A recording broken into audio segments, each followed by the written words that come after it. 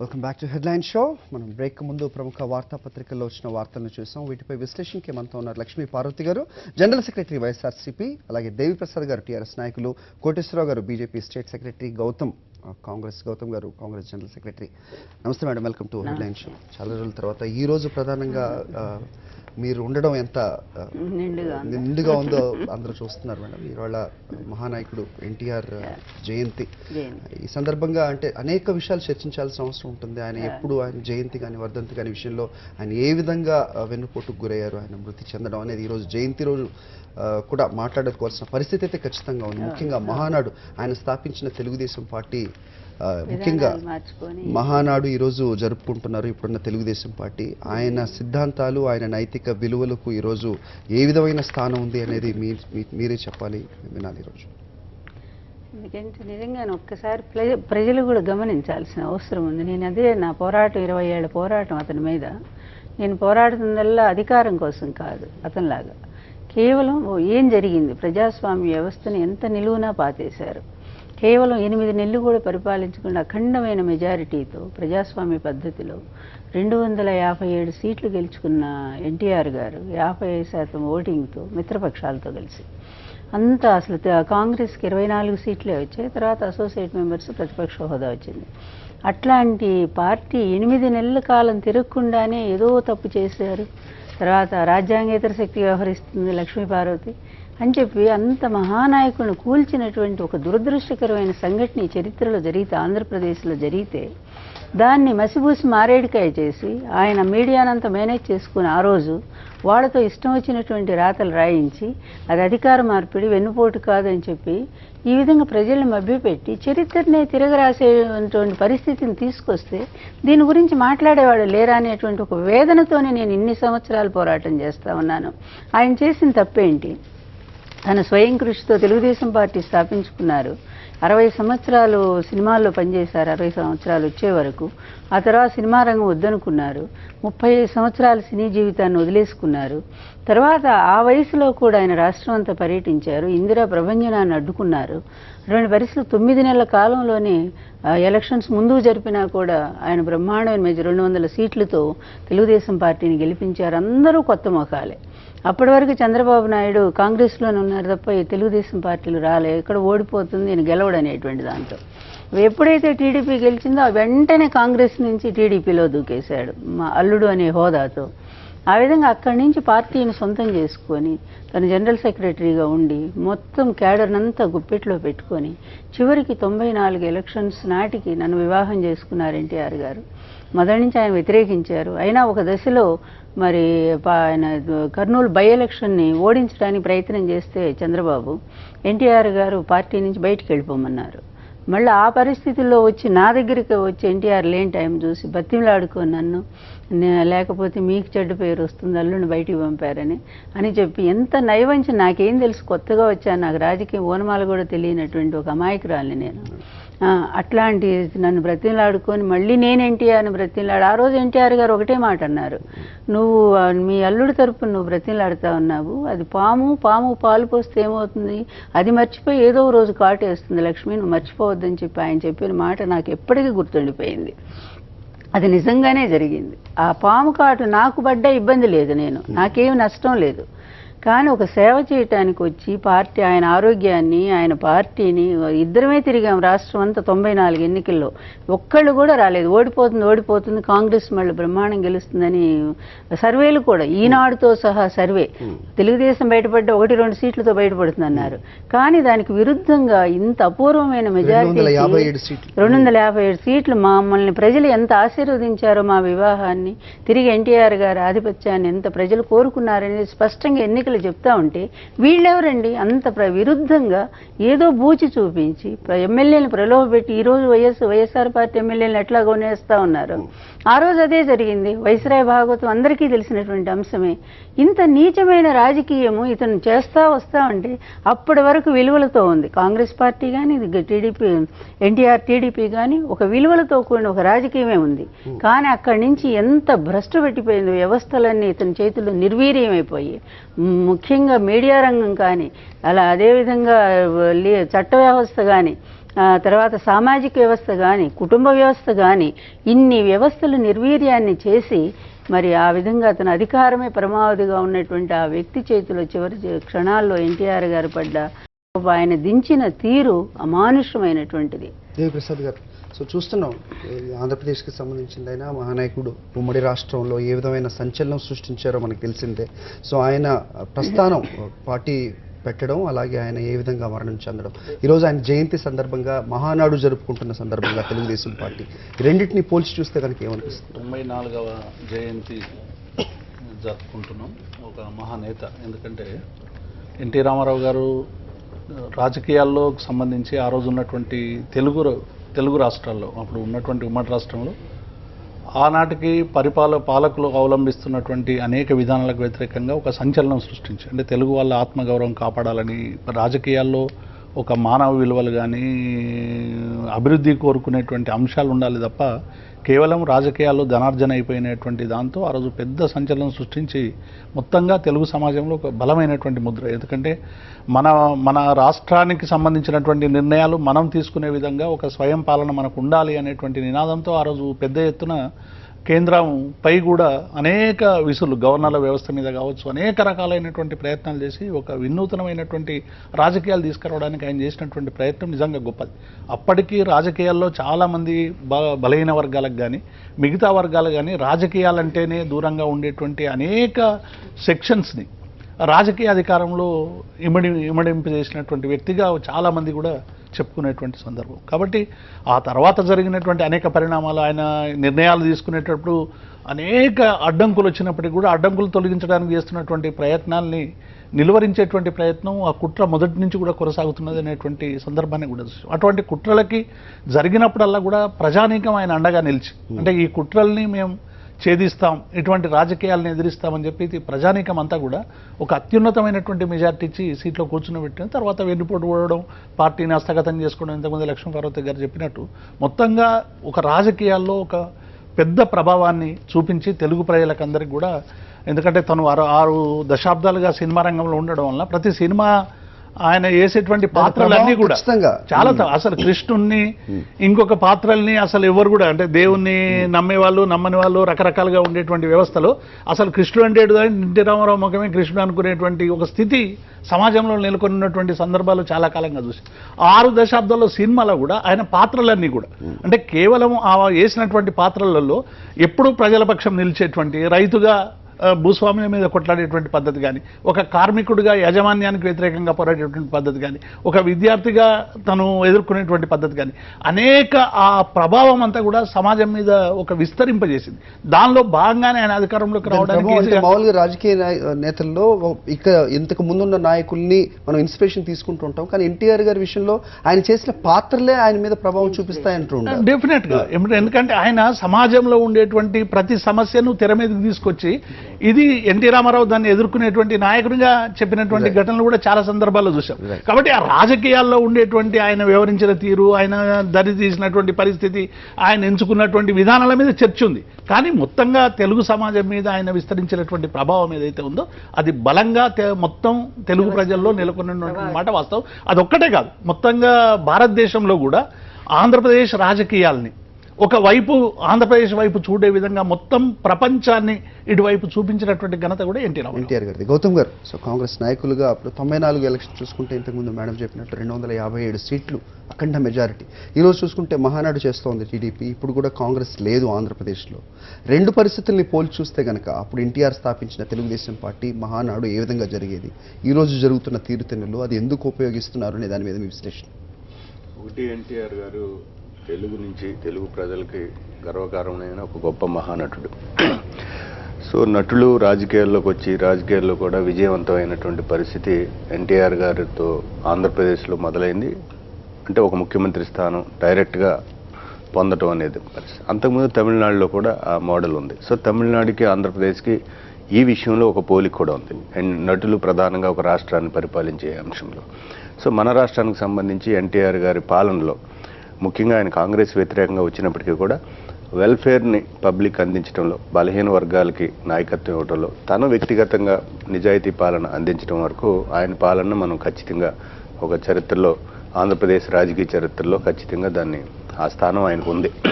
అయితే అదే పార్టీ నుంచి వచ్చినటువంటి అదే పార్టీలో అల్లుడుగా చేరినటువంటి చంద్రబాబు నాయుడు గారి ఎన్టీఆర్ తదనంతర పాలన మాత్రం ఎన్టీఆర్ పూర్తి తెలుగుదేశం పార్టీ దేంతో అయితే పెట్టారో దానికి పూర్తి విరుద్ధంగా, దానికి పూర్తి వెన్నుపోటుదారులుగానే పరిపాలన సాగిందని చెప్పాలి.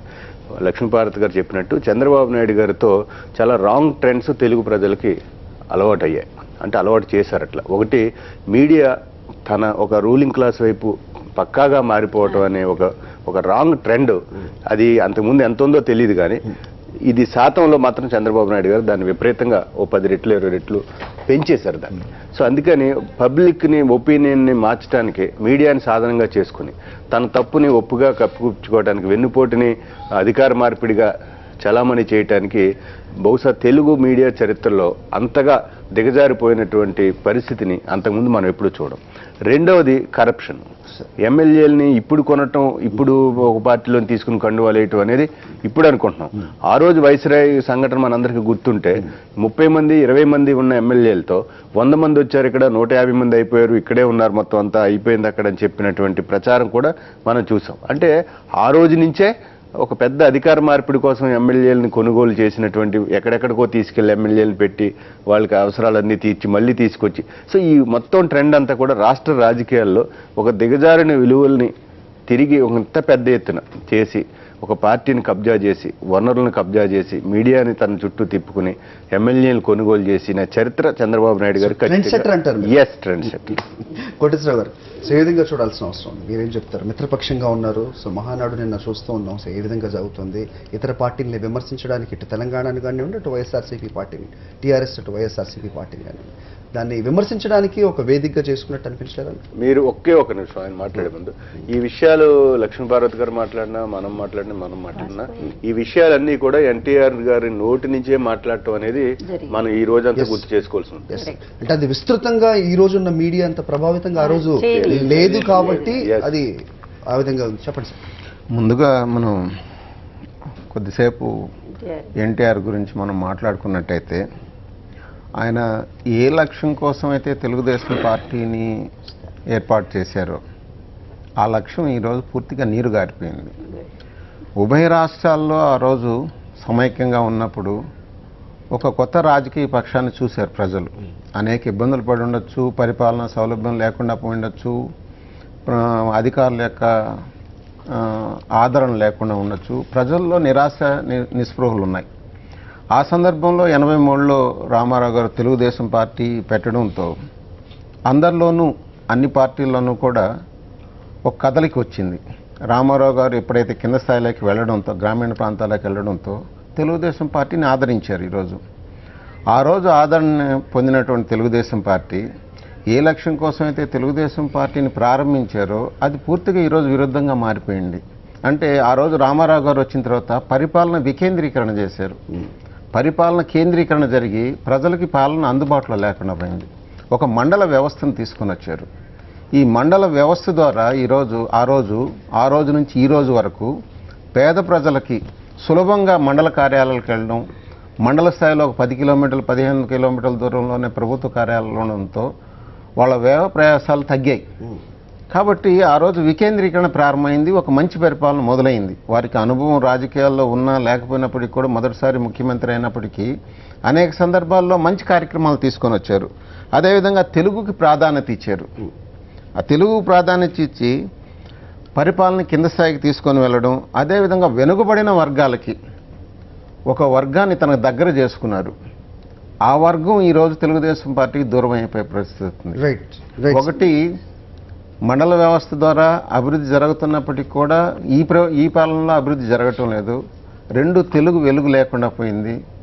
3వది, వెనుకబడిన వర్గాలకు అనుకున్నంత సాధారణ పరిస్థితుల్లో అభివృద్ధి జరగటం లేదు. ఈ 3 కార్యక్రమాలు మిత్రపక్షంగా ఉండి కూడా మీరు వాస్తవాలు మాట్లాడుతున్నారు.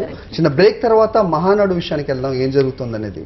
Let's go for short break. అతిథులు మాట్లాడుతూ ఉండడం చూసాం. మహానాడు జరుగుతోంది, ప్రతిష్టాత్మకంగా తెలుగుదేశం పార్టీ నిర్వహించే మహానాడు ఏ విధంగా జరుగుతోంది, అలాగే ఎన్టీఆర్ జయంతి సందర్భంగా ఎన్టీఆర్కు నివాళి ఏంటి అనే విషయం హరికృష్ణ ఆయన తనయుడు మాట్లాడడం జరిగింది. ప్రత్యేక హోదా వచ్చినప్పుడే ఎన్టీఆర్కు అసలైన నివాళి అన్నారు ఆయన తనయుడు నందమూరి హరికృష్ణ.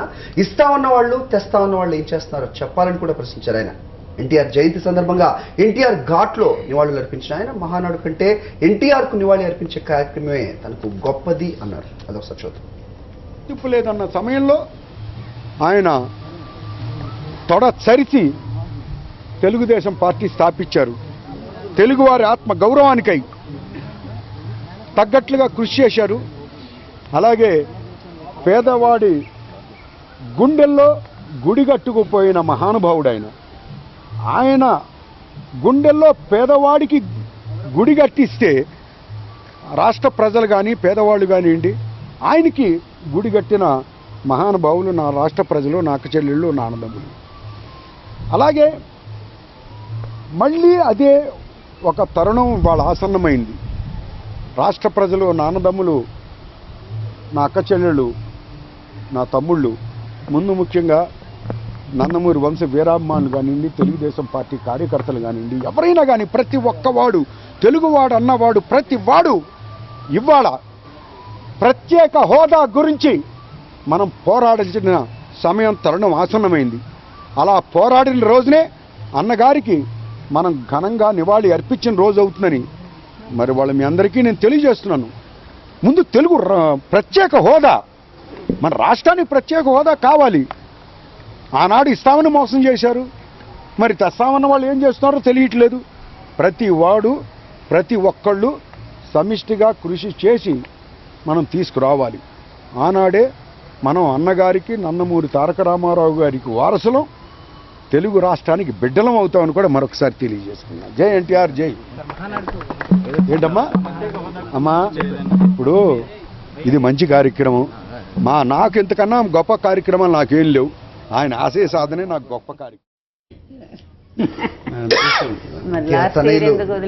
హరికృష్ణ మాట్లాడింది మనం ఇప్పుడు చూసాం. సో నిజమైన నివాళి ఎప్పుడు అంటే ప్రత్యేక హోదా తెచ్చినప్పుడు 82కు ముందున్న పరిస్థితులు తెలుగువాడి తేజం ఏ విధంగా చూపించాల్సిన పరిస్థితి ఆ రోజు ఏర్పడిందో ఈ రోజు కూడా అలాంటి పరిస్థితే ఉంది అంటూ ఆయన మాట్లాడడం చూస్తున్నాం. కానీ ఆయన మహానాడు సభలో కనిపించిన దాఖలాలు అయితే లేవు. ఏ విధంగా చూడాలి? సరే, అవి వ్యక్తిగత కారణాలు అనుకోండి. అట్లా అనుకుంటే 2 ఏళ్ల క్రితం కూడా ఆయన మరి ఇక్కడికి రాకుండా అక్కడికి పోయారు. అవి వేరే విషయాలు.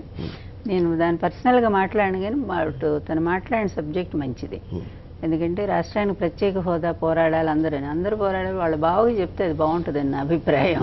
ఎందుకంటే గట్టిగా పోరాడాల్సిన వాడు ముఖ్యమంత్రి కదా ఈ రాష్ట్రం కోసం. అంటే మా ఉద్దేశం ఆయన మహానాడు సభలో ఇదే మాట మాట్లాడితే ఇంకా బాగుండేది.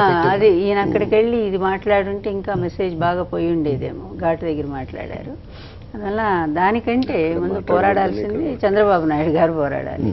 అదే ఎన్టీఆర్ అయితే కాదు కదా. ఆయన ఏదైనా సరే హక్కులతో సాధించాల్సిన దాన్ని ఇలా సరెండర్ అయిపోయి శరణాగతి త్వమేవ శరణం మమ అన్యదా శరణం నాస్తి అన్నట్టు మోడీ కాళ్ళు పట్టుకొని అక్కడికి వెళ్ళి బ్రతిమిలాడుకుంటూ ఎందుకని వ్యక్తిగత బలహీనతలు అంటే గొడవ పడి సాధించుకోలేము, సహయోగితోనే సాధించాలి అని అంటున్నారు. సాధ్యం కాదంటారు. ఎంత స్పష్టంగా మోడీ గారితో సహా అందరూ స్పష్టంగా నిజానికి రాష్ట్రానికి ఎంత నిధులు ఇచ్చిందో ఇంతవరకు చెప్పలేదు.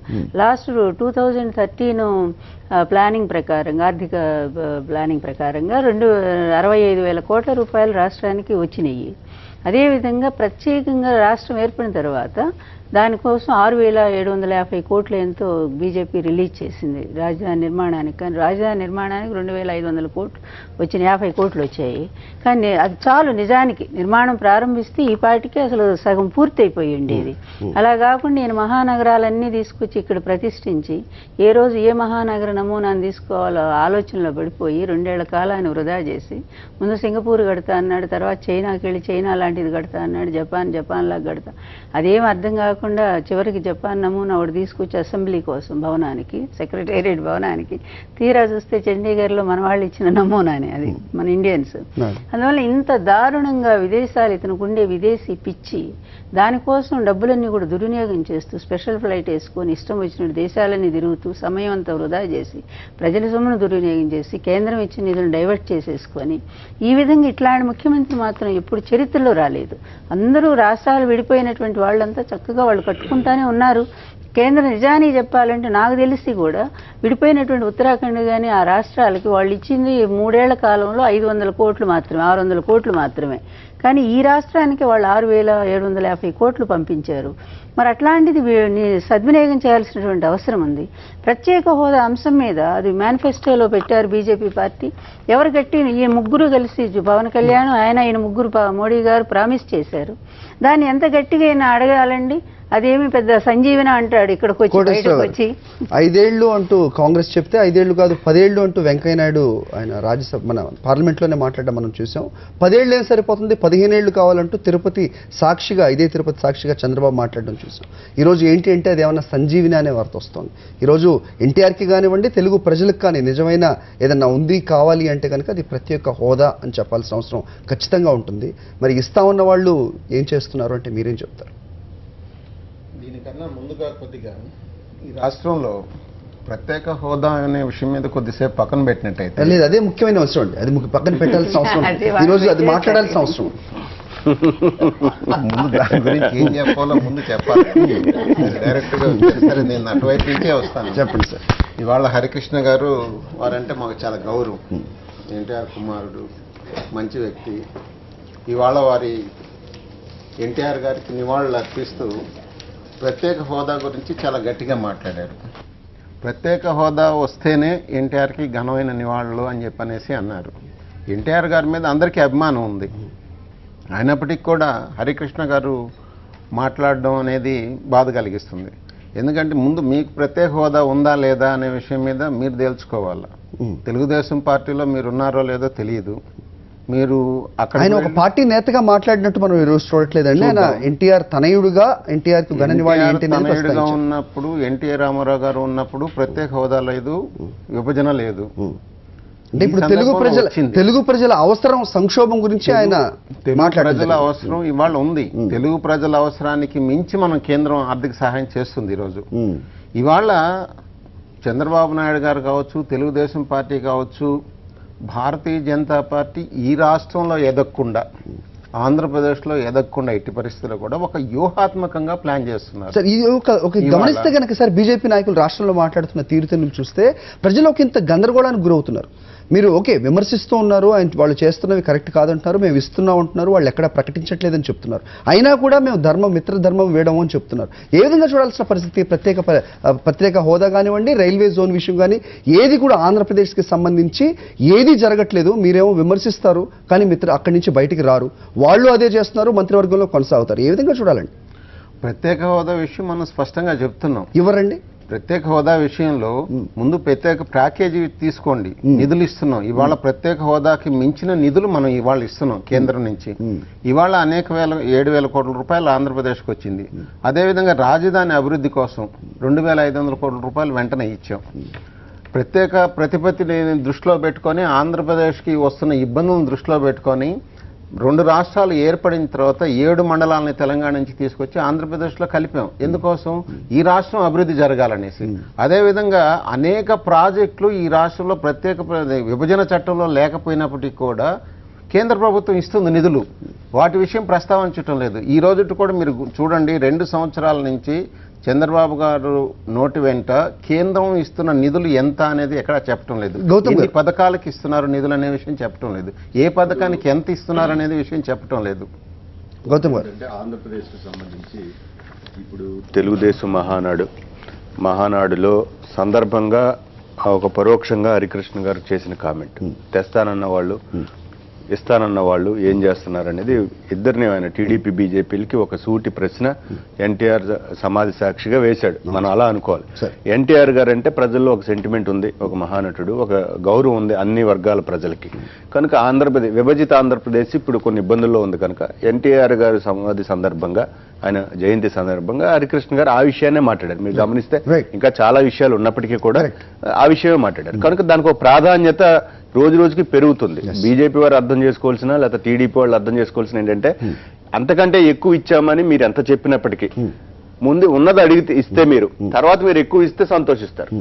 ఇది ఇవ్వకుండా మేము ఎక్కువ ఇచ్చామని చెప్తే ప్రజలు నమ్మటానికి సిద్ధంగా లేరు. ఎందుకనంటే ఆ రోజు వేరే ఇచ్చిన వాళ్ళు లేకపోతే మన్మోహన్ సింగ్ గారు హామీయో లేకపోతే ఇదే కాదు, కేవలం బీజేపీ విభజనప్పుడు బలపరిచింది కనుక ఆంధ్రప్రదేశ్ భవిష్యత్తుకి ఏం కావాలని బాధ్యతగా మేము మాట్లాడామని మీరే ప్రచారం చేసుకున్నారు, మీరే మేనిఫెస్టో వేశారు, మీరే పుస్తకాలు వేశారు. కనుక బీజేపీకి ప్రభుత్వాలు మారే, పార్టీలు పక్కన పెడితే ఓ ప్రభుత్వం నెక్స్ట్ వచ్చిన ప్రభుత్వం దాన్ని కంటిన్యూ చేయాలి.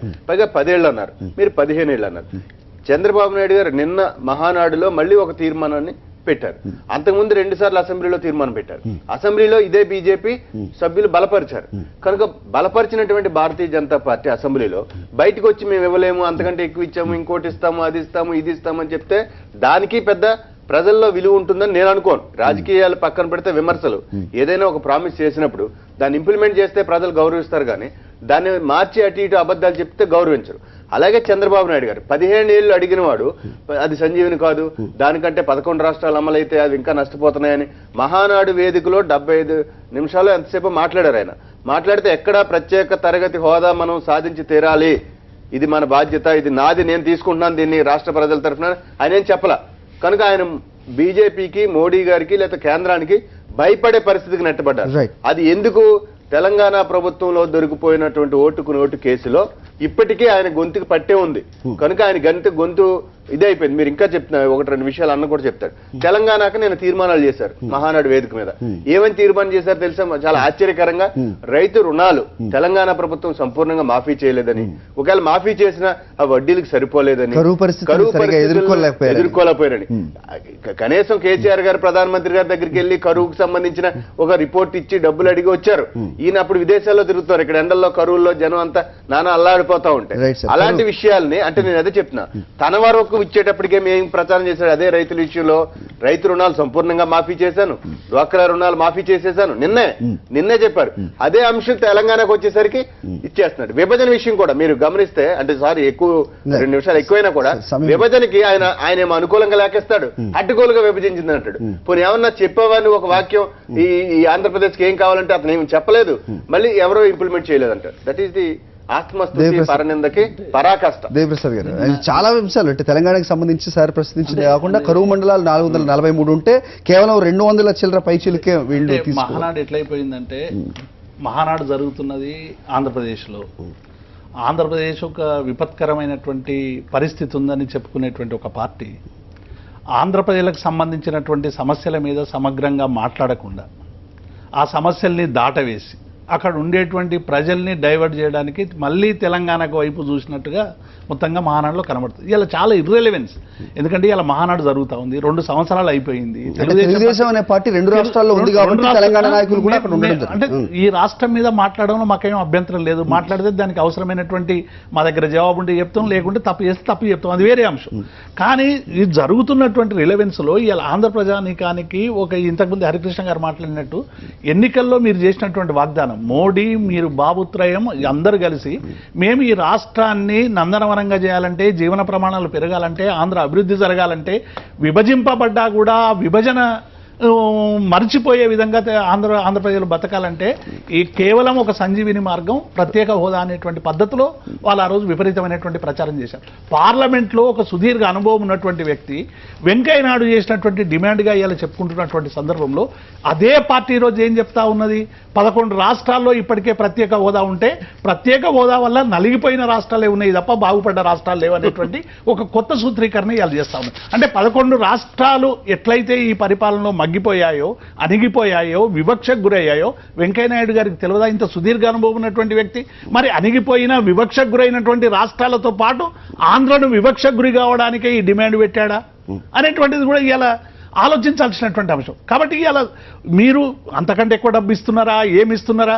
మోడీ గారు ఆ రోజు వచ్చినప్పుడు, అమరావతికి వచ్చినప్పుడు ఈ విషయం ప్రస్తావన చేయడం నేను మర్చిపోయాననేటువంటి ఒక సెకండరీ థింగ్ గా మారిపోయినటువంటి నీతి ఆయోగ్ గురించి కూడా, నీతి ఆయోగ్ వచ్చిన తర్వాత నీతి ఆయోగ్ సంబంధించినటువంటి మాటలు మాట్లాడుతూ ఉన్నాం. ఇలా తెలంగాణకు సంబంధించి రైతులకు ఇలా 75% వరకు రుణాలు ఇప్పటికే మాఫీ చేయడం జరిగింది. మేము చెప్పాము 4 విడతలుగా చేస్తామని చెప్పాము. రైతులకు శాసనసభలో చర్చించి 6 లక్షలకి ఇలా మేము పెంచడం జరిగింది. ఇన్పుట్ సబ్సిడీ విషయంలో కానీ రైతుల ఆత్మహత్యలకు సంబంధించిన ఇవన్నీ ఇంకా మేము చేయాల్సి ఉంది అంటే మేము స్వాగతించేటువంటి వాళ్ళం. కానీ అక్కడ ఉండేటువంటి రైతుల గురించి మాట్లాడకుండా, అక్కడ ఉండే ఇన్పుట్ సబ్సిడీ గురించి మాట్లాడకుండా, అక్కడ జరిగినటువంటి నష్టాల గురించి మాట్లాడకుండా, ఆంధ్రప్రదేశ్ సంబంధించి మొత్తం ఇవాళ ఆంధ్రప్రదేశ్లందరూ కూడా చాలా సుఖ సంతోషాలతో తూలతూగుతున్నారు. కేవలం తెలంగాణలో మాత్రమే ప్రజలకు ఇబ్బంది ఉన్నట్టుగా ఈ మహానాడు వర్ణించడం అనేటువంటిది ఒక నైతికత లేనటువంటి మాటలు తప్ప ఇంకొకటి కాదు. వెన్నుపోటు రాజకీయాలు ఏదైతే ఆ రోజు ఎన్టీ రామారావును వెన్నుపోటు పొడిచి ఆ రాజకీయాల ద్వారా లబ్ధి పొంది ప్రజలకి మోసం చేశాడో అదే మోసాన్ని మరొక రకంగా చేసి భ్రమింపేసేటువంటి ప్రయత్నం, అమరావతి చుట్టూ అందరూ తిరిగేటువంటి ప్రయత్నం తప్ప ఇంకొక ప్రయత్నం కాదు. మహానాడులో ఇప్పటికైనా నిజాయితీగా మేము ఈ 2 సంవత్సరాల కాలంలో తేలేకపోయామని ముక్కు నేలకు రాసుకొని ఆంధ్రప్రదేశ్కి క్షమాపణ చెప్పాల్సినటువంటి బాధ్యత చంద్రబాబు. రైట్. మహానాడులో వాస్తవాలు మాట్లాడాల్సిన అవసరం ఉంది. అది పరనిందకి అలాగే ఆత్మస్థుతికే పరిమితం కాకుండా నిజానిజాలు బయట మాట్లాడాల్సిన అవసరం ఉందని ఇక్కడ మనకు హాజరైన అతిథులందరూ అభిప్రాయపడడం జరిగింది. ఇది వాళ్ళ హెడ్లైన్ షో. థ్యాంక్ యూ అండి కోటేశ్వరరావు గారు, థ్యాంక్ యూ గౌతమ్ గారు, థ్యాంక్ యూ దేవిప్రసాద్ గారు. చూస్తూనే ఉండండి సాక్షి.